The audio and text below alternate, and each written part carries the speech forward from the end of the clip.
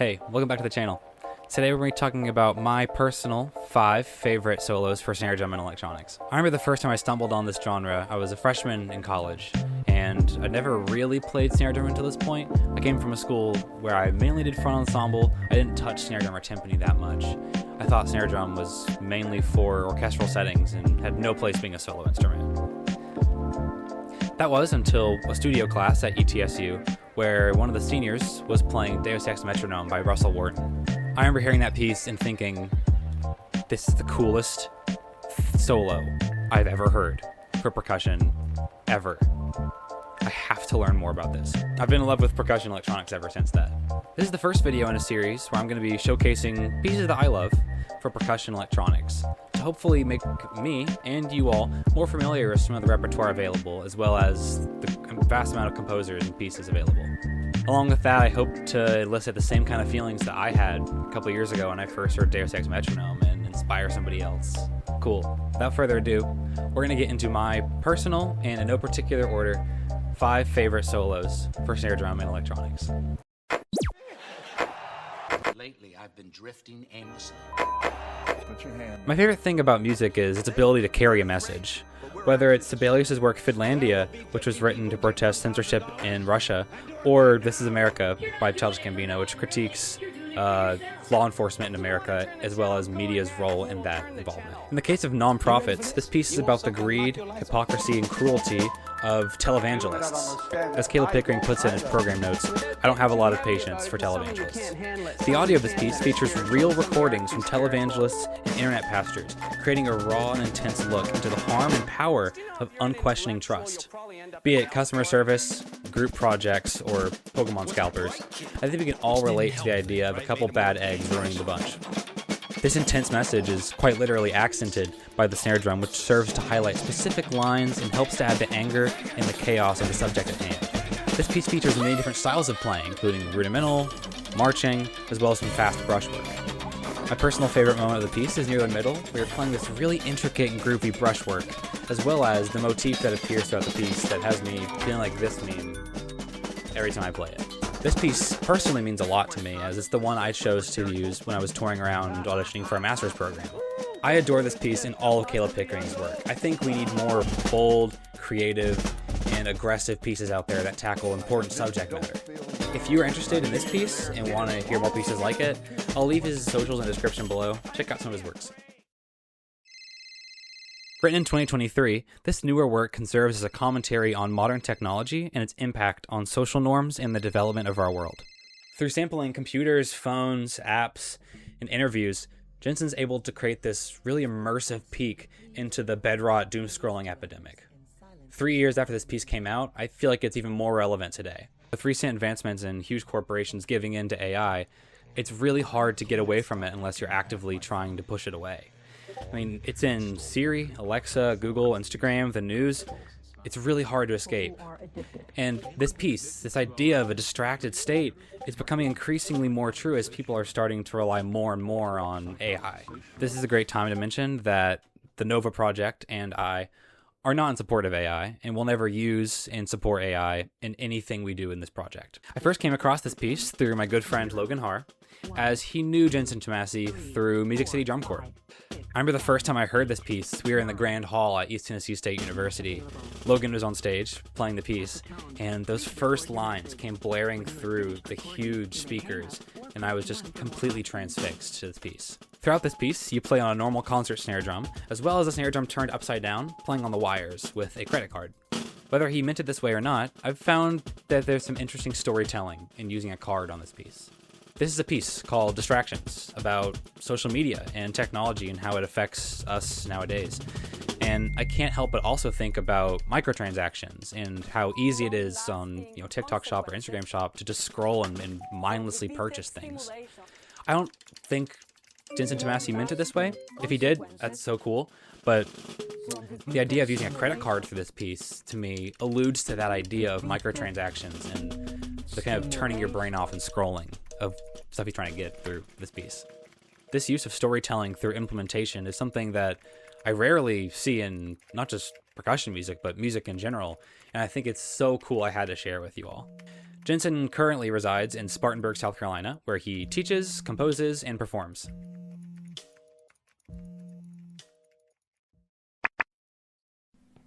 Hello. Stop Speaking is a piece for snare drum and audio accompaniment that tells the story of Vicky, My name. a voice created with a MacBook Pro and a Microsoft Word document, which slowly over the course of the piece starts to gain a little bit of sentience, as well as an overwhelming sense of dread at the idea that once the piece is over, what happens with her? Since its release in 2011, this piece has remained one of the most creative and innovative pieces I've ever stumbled upon. Once you open up the sheet music, you'll find that the piece is almost entirely graphic notation. The piece rarely follows a tempo and rarely has a time signature. Rather, you're required to follow the audio tape for cues, making the interplay between the recording and the snare drum one of the most seamless combinations of the two I've ever seen. Originally commissioned by Tom Sherwood in 2011 for the Modern Snare Drum Competition, nearly 15 years later, this piece is still one of the most played pieces for snare drum and electronics. Recently, Ethan Marshall from Temple University received first place in the Black Swamp Percussion College Snare Drum Division with an extraordinary performance of Stop Speaking by Andy Akiho. Like many others, this was the first piece that I played for percussion and electronics, so it really holds a special place in my heart. Its complexity mixed with its ergonomic writing, mixed with its creativity, makes for a perfect piece for anyone wanting to get into this genre of music. Thank you. Thank you. Deus Ex Machina is a phrase from old Greek and Roman theater, meaning a god from the machine. In these old plays, the characters would find themselves in a situation that was impossible to get out of.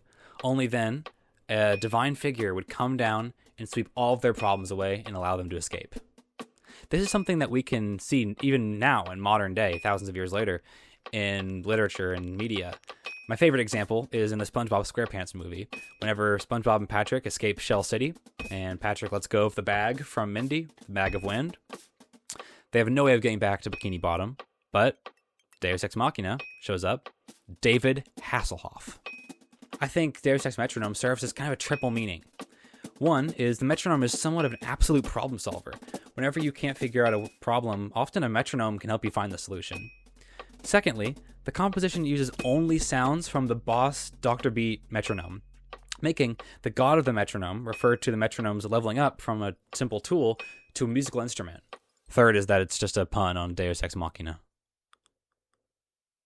What's really the most amazing to me is all of the sounds and orchestration that Russell Wharton was able to get out of a simple metronome. The innovation, the creativity, the ingenuity, what's possible with just a simple metronome is super inspiring to me. This piece is inspired by Russell Wharton's long-term relationship with his metronome, as well as a focus on rhythmic interest rather than rudimental approach, as well as Kendrick Lamar's album, Damn. This is what Russell Wharton has to say about that. Kendrick's talent as a rapper is well known, but I've found myself particularly drawn to the rhythmic structure of his verses, and particularly his use of auto groupings. Quite often, he moves between lines or rhymes in a way that contrasts with the beat. To put it more academically, Lamar's rhyme and verse structure contains a certain harmonic rhythm that he often uses in juxtaposition with the established meter. I find this technique to be intellectually stimulating and very enjoyable to listen to, so I attempted to incorporate it into this piece.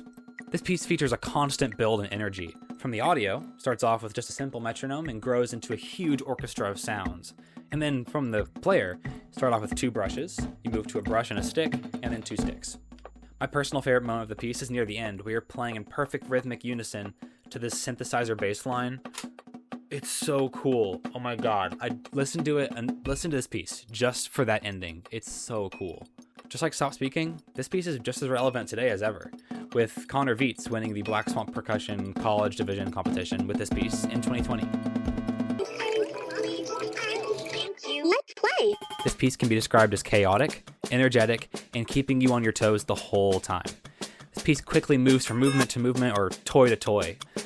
This movement around really fast and the chaotic and energetic nature can be used to describe not all, but some children. With all that being said, this piece never feels disconnected or disjointed in any way and feels very idiomatic to play and feels very easy to listen to. I think the idea of taking snare drum and children's toys and using them together to create a piece can be a little abrasive at first. But Brian Blume knew this and started the piece off with this alternating splitting figure of the snare drum and the audio splitting eighth notes to get your ear a little bit accustomed to this harmonic texture that we're in now. As the piece goes on, you'll see it approach more of a theme variation idea. The audio, you'll hear level 1, level 2, level 3. With each new level, the original theme gets more and more complex. This piece serves as an amazing way to practice your quality of sound on different parts of the snare drum. Throughout the piece, Blume has you playing on different levels of the snare drum, rim shots, stick clicks, as well as rim clicks at different varying dynamics. This is another super creative solo that uses really minimal resources. With only a computer, a DAW, and some kids' toys and creativity, Blume was able to create this super creative and wonderful piece. And there you have it, my current top 5 favorite solos for snare drum and electronics. Each of these composers is amazing and doing such cool and innovative stuff with their music. Each composer's social media, as well as a link to purchase the piece, will be in the description below. Go check them out if you have the time. They're all doing amazing stuff for the world of percussion and electronic music. I think music is something that inherently brings us all together and creates a beautiful community. For me personally, music with technology is just the thing that brings me the most joy. Be it a piece about sentient AI, a love letter to your metronome, or a piece warning us about televangelists, I've found that electronics are a beautiful medium to help tell your story. So if you've made it this far, thank you so much for watching, and I hope you all enjoyed the video. If you're bored, feel free to like, share, subscribe, comment down below anything that you want to see me talking about. Things to look forward to. I just finished a script for my current 5 favorite solos for vibraphone electronics, and I'm working on a script going deep into the lore of Interzones by Bruce Hamilton. Once again, thank you so much for watching the video. Hope you all enjoyed, and I hope I could introduce you to a new piece today. See ya.